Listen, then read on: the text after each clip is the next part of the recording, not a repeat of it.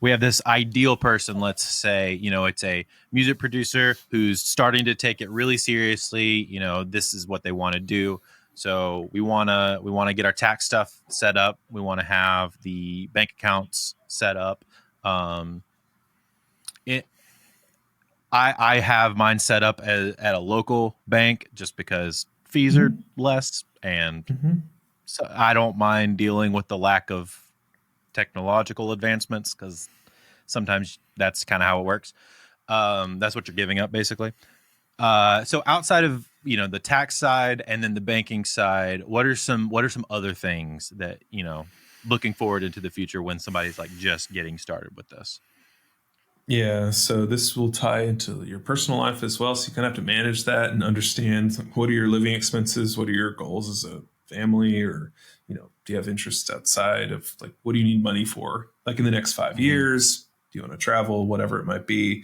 Um, One thing I would say, the very first thing personally is an emergency fund is sort of like the number one thing to work on first financially. And you can do one for your business, you can do one for yourself personally. It almost doesn't matter. Like building one, knowing how much you want in there, where to put it, is really important. And then also, you have to start tracking all your income and expenses.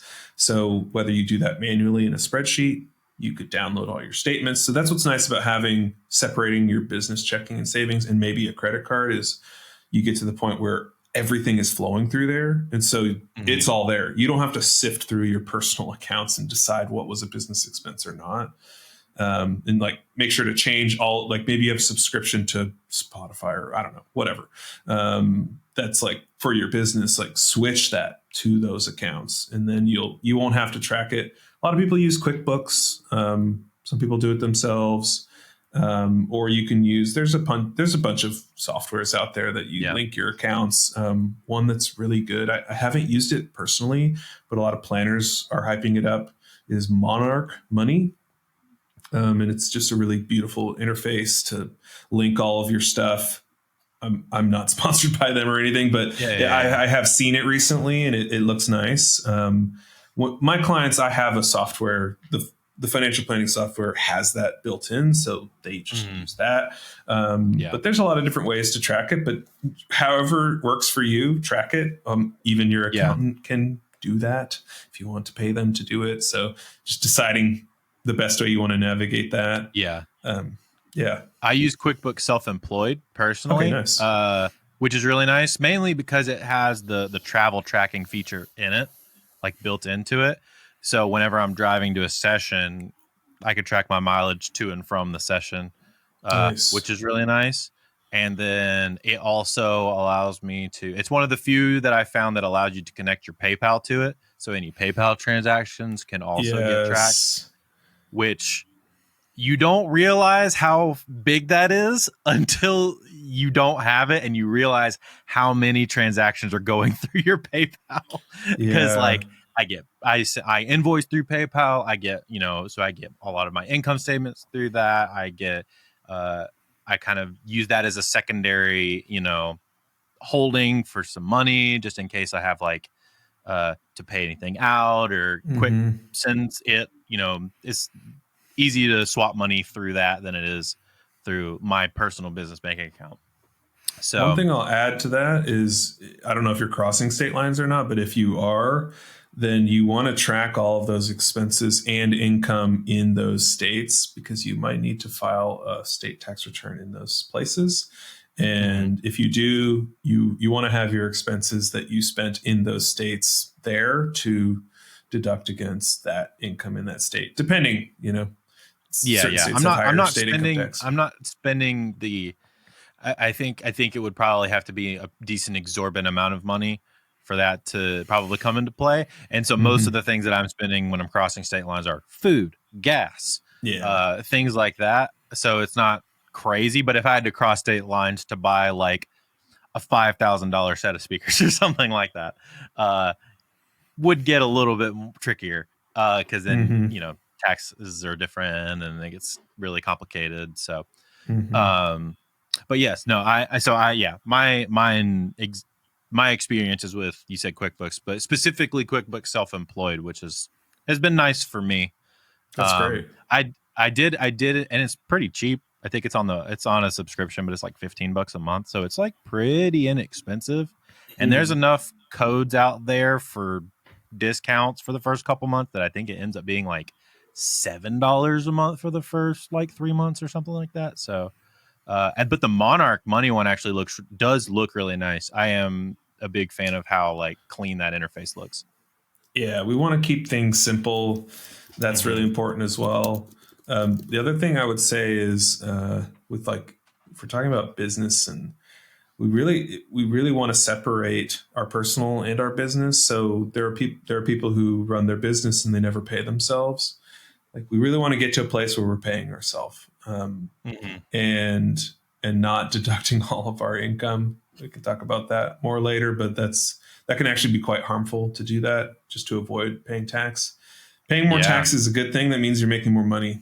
So that's a mindset shift to consider. Yep. But like with your saving for the future, if you're not paying yourself, then if all of your assets are in your business, then the only exit strategy is to sell your business. Is someone going to buy your producer business? Maybe. I don't know. I'm not sure if that's something that people do, where you have clients who are willing to work with someone who bought your buying a catalog would probably be the closest thing to that in the music industry. Right. So that's good to have that as an asset, but we also need to save for our personal future.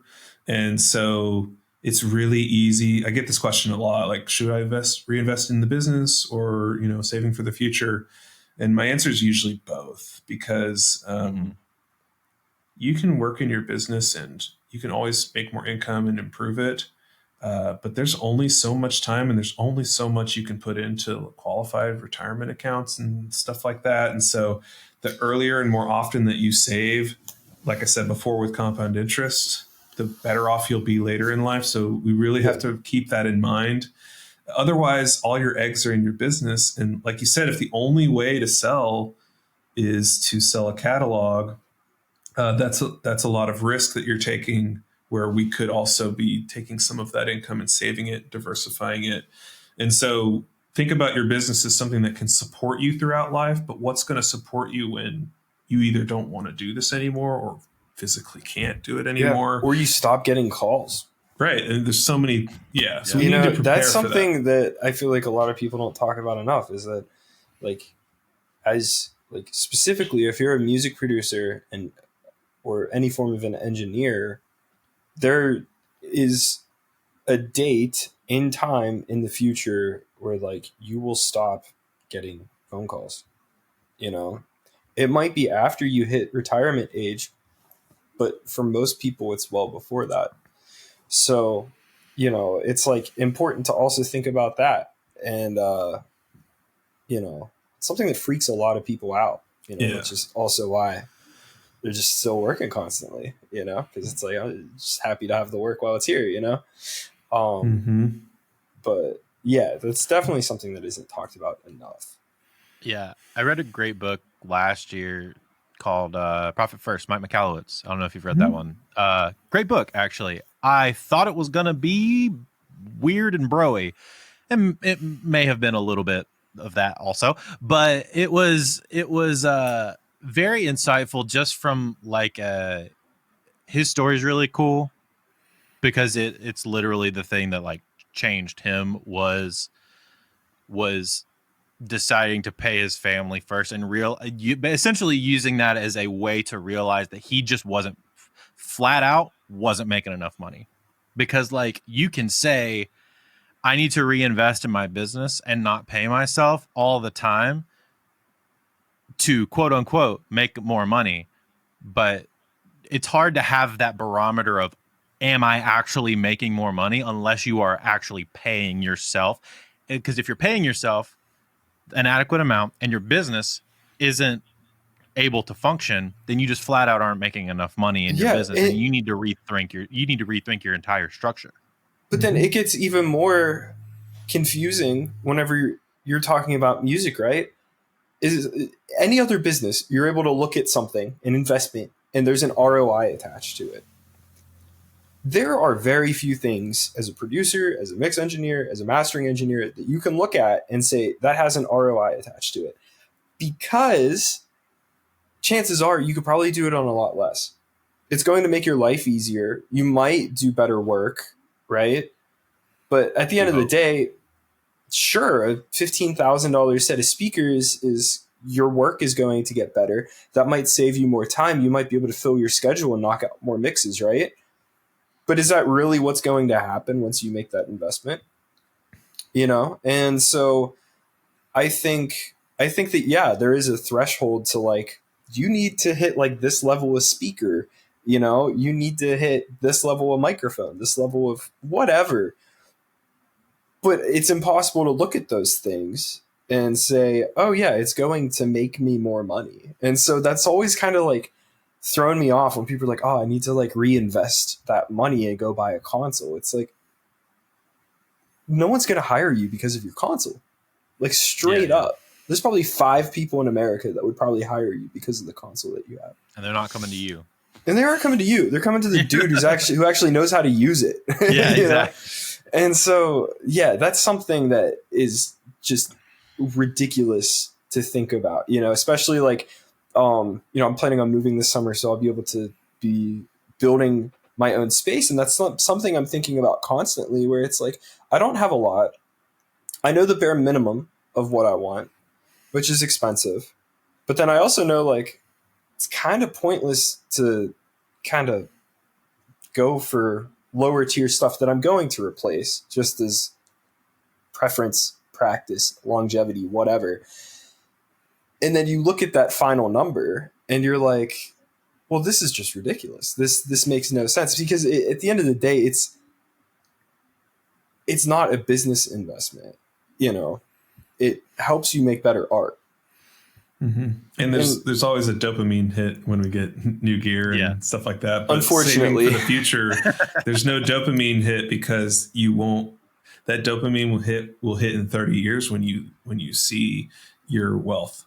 Well, so the delayed gratification doesn't really, unless you just feel good. Like I actually get a dopamine hit from saving, because I know. So that's a retraining of our brains, but it's really easy to, I need these new speakers. You get them.